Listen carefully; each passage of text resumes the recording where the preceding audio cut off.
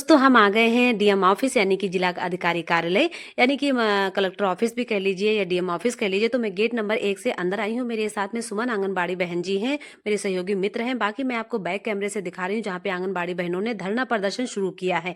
यानी कि प्रशासन भी मौजूद है, साथ में हमारी मीडिया कर्मी भी मौजूद है और साथ में हमारी आंगनबाड़ी बहनें जो कि 1 दिवसीय का धरना प्रदर्शन कर रही है। तो लखनऊ में डीएम ऑफिस कार्यालय में धरना प्रदर्शन आंगनबाड़ी बहनों का जोर शोर से हो रहा है। देख लीजिए कितनी भारी संख्या में आंगनबाड़ी बहनों ने नारे लगाए हैं और अपनी फिर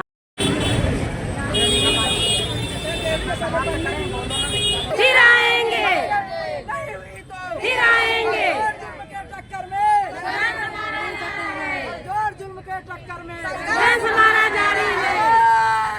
हम एक हैं, आवाज दो, हम एक हैं, आवाज दो, हम एक हैं, लड़ेंगे लड़ेंगे जीतेंगे, जीतेंगे।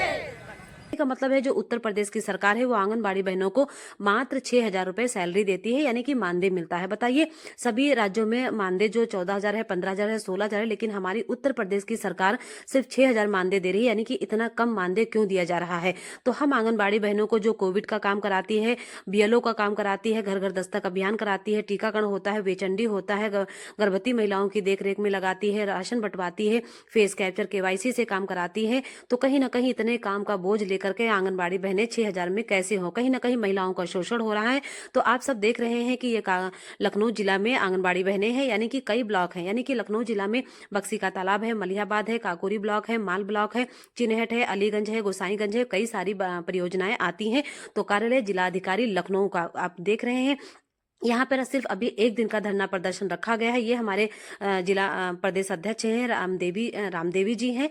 उन्होंने बाकायदा सभी आंगनबाड़ी बहनों को यूनियन को लेकर के एक संगठन बनाया है कि हम आंगनबाड़ी बहनों को की आवाजें को उठाई जाए। कहने का मतलब है आंगनबाड़ी बहनें जब रिटायर होती हैं तो उन्हें खाली हाथ लावारिस की तरह घर भेज दिया जाता है और साथ में उन्हें कुछ भी नहीं दिया जाता। तो कहीं ना कहीं आंगनबाड़ी बहनों को 2 लाख रुपए रिटायरमेंट पे मिलना चाहिए और 24,000 से मानदेय कम नहीं होना चाहिए। और आंगनबाड़ी बहनों को जो हमारी सरकार, उत्तर प्रदेश की सरकार पोषण टेकर ऐप पे फेस कैप्चर केवाईसी से राशन बंटवा रही, तो आंगनबाड़ी बहनों को स्मार्टफोन भी देना चाहिए। सरकार ना तो फोन दिया है ना ही रिचार्ज दे रही है, लेकिन पोषण टेकर पे आप जो काम है वो 100% ले रही है।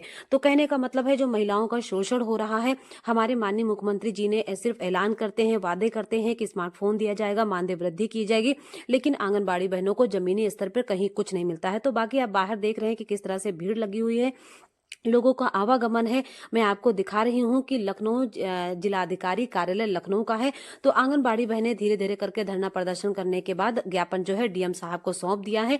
डीएम जो हमारे जिलाधिकारी हैं वो आकर के ज्ञापन उनको ले लिया है। उन्होंने बाकायदा एक वार्ता में उन्होंने मतलब दिलासा दिलाई है कि आप लोग परेशान मत होइए, ये आपकी बात को, आपकी आवाज को और आपकी मांगों को हम उत्तर प्रदेश की सरकार तक, मुख्यमंत्री तक पहुंचाएंगे।